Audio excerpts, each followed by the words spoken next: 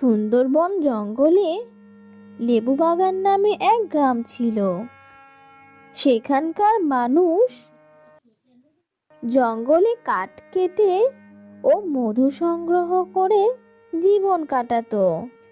সেই গ্রামে বসবাস করত মহিন বাবু। যখনই সে মধু সংগ্রহ করতে যেত, তার সাথে তার গরু রূপালীকে সঙ্গে নিত। এমনই একদিন মধু সংগ্রহ করার সময় খুব জোরে ঝড় ওঠে। ও, এই অসময়ে কি ঝড় এলো রে বাবা! দাঁড়া রূপালি, আর এক গাছে মধু সংগ্রহ করি, তারপর না হয় আমরা দুজন বাড়ি চলে যাব। এই বলে মহিন মধু সংগ্রহ করার জন্য গাছে উঠতে শুরু করলো, কিন্তু মহিন ঝড়ের মধ্যে